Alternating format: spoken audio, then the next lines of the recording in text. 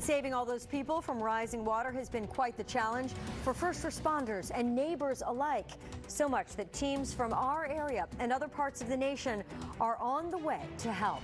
Plus, we woke up, we're here. We're in D.C.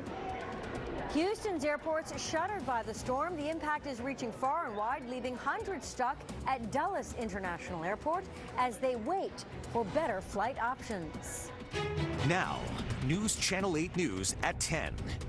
You've seen the videos, homes, cars, even highway signs underwater. Getting to higher ground has been a key focus here for many Texans after Tropical Storm Harvey lashed out. Tonight, the National Weather Service is saying the rain and flooding seen so far are beyond anything ever experienced. Right now, as many as 5 people have been counted as dead. That number could rise after all is said and done, because many people are trapped at this hour. For those who did not evacuate the Houston area, most roads are impassable. And just to give you the scope of how serious this is, more than 250 Texas highways are closed because of flooding. All this as the city of Houston's mayor says he has no regrets about not ordering a mandatory evacuation. This is unprecedented. There's a lot of rain. So which neighborhood would you have to evacuate? Quite frankly, every neighborhood, every community received water and flooded. Every bayou went over its banks.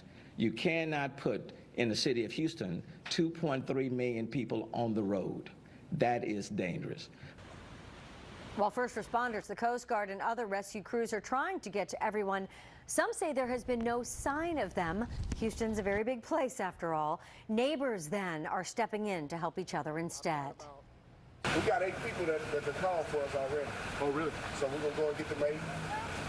Come on back and try to save some more. We had about, last count, 11 people, 6 dogs, 2 cats. So it's been kind of a Noah's Ark for the last 7 or 8 hours. President Trump is back at the White House after monitoring the storm from Camp David. The president has sent out several tweets on rescue efforts. The White House said plans are in the works for a Tuesday visit. Remember, though, the storm could cycle back and circle back over Houston on Wednesday. Right now, 2 teams from our area are on their way to Texas to help with the devastating flooding. 14 members with the Virginia Task Force 1 are driving the 20 hours to Houston. Our cameras were rolling as they packed up today.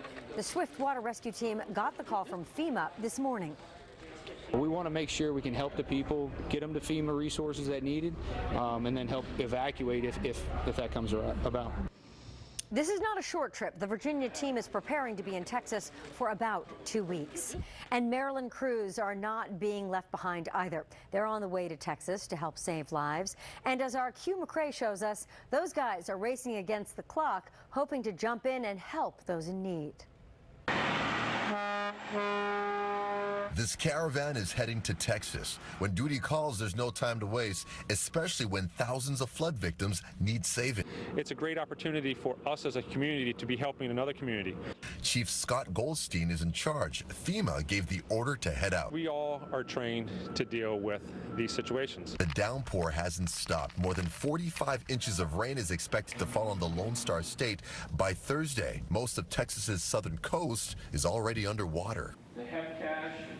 That's where this highly trained team of first responders comes into play. These 20 folks, they were ready. They had everything prepared. And that's not an exaggeration. I mean, take a look for yourself. Every one of these bags belongs to a crew member. They've been packed for days. And in each one of these bags, there's enough equipment to sustain them for up to 2 weeks.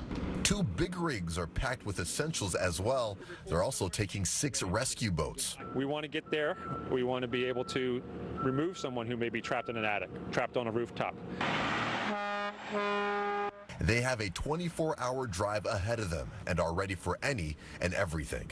Certainly, what we do is an environment of risk, but we're here to risk to save lives. In Rockville, Q McCrae, News Channel 8.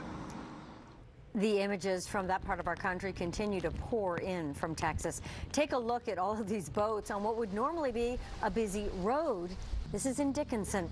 People on their kayaks, on jet skis, on rescue boats, moving along the flooded street. Let's check in now with meteorologist Molly Cochran. She's in the Weather Center. She's following the latest there and on the eastern seaboard. Molly?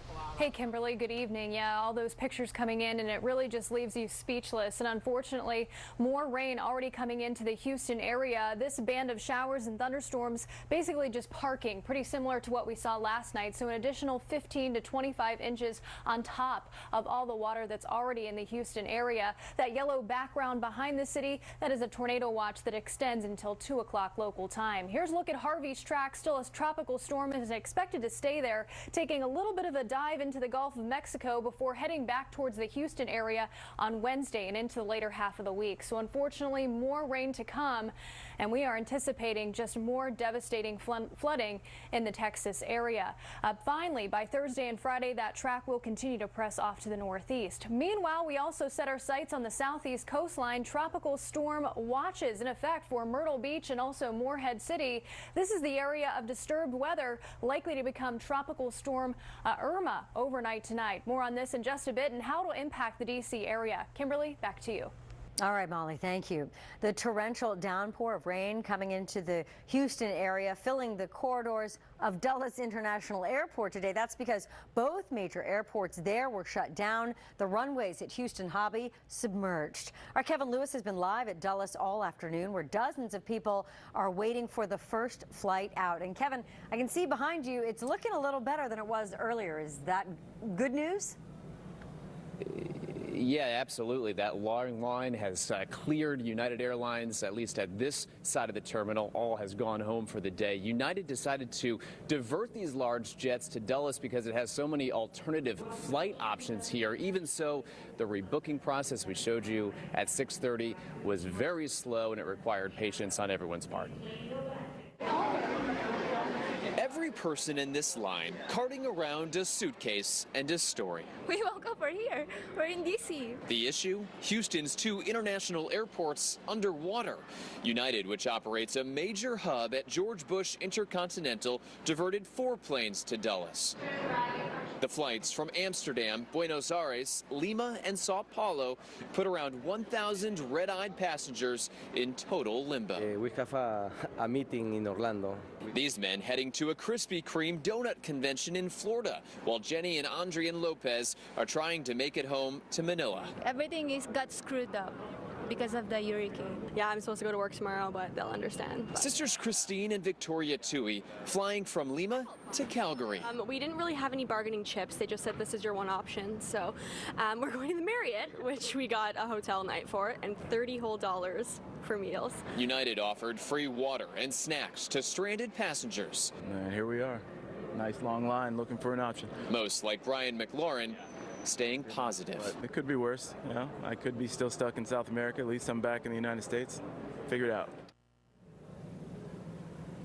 That's certainly one way to look at it. At this hour, both Houston Hobby and George Bush airports are closed indefinitely, with reports of some passengers stranded in some of the terminals down there. We're live at Dulles. I'm Kevin Lewis, News Channel 8. Kevin, thank you. The situation in Texas will likely have an impact on gas prices. Nearly a dozen oil refineries in the Gulf are offline now. Industry analysts say how long the refineries are offline will determine how much gas prices will jump, also impacting prices. A surge in demand over Labor Day weekend as millions of Americans are expected to hit the road. You can get the very latest updates on Harvey and our local forecast no matter where you are. Just download the Stormwatch 7 weather app for the forecast at your fingertips. New at 10, we have an update here. The Navy has recovered the remains of all 10 sailors who are missing from the USS John McCain. Among the dead are Kevin Bushell of Gaithersburg and Timothy Eccles of Manchester, Maryland. It was 1 week ago that destroyer collided with an oil tanker in a busy shipping lane in Singapore. And the Coast Guard has suspended its search for a missing 40-year-old Manassas man. At last check, local authorities are still searching the Potomac River near Leesylvania State Park. The man disappeared when his boat capsized late Saturday. This was late-breaking news for us last night. We're now told one of the boaters was able to swim back to shore. We have have a traffic alert for you for anyone who uses Beach Drive. Starting at midnight, Beach Drive will be closed to everyone, including pedestrians, between Park and Tilden Street Northwest and Joyce Road. Beach Drive south of that location is going to reopen after being closed for the past year for reconstruction. A packed house, tensions still very high in Charlottesville. We'll take you to a town hall held today where people spelled out their concerns and their fears. I was on heroin. I used crack cocaine. We are the Addiction Network. And if you have a problem with drugs or alcohol, you need to call the number on your screen now. Addiction is a disease, and you can't go it alone. The call is free, and so is the consultation.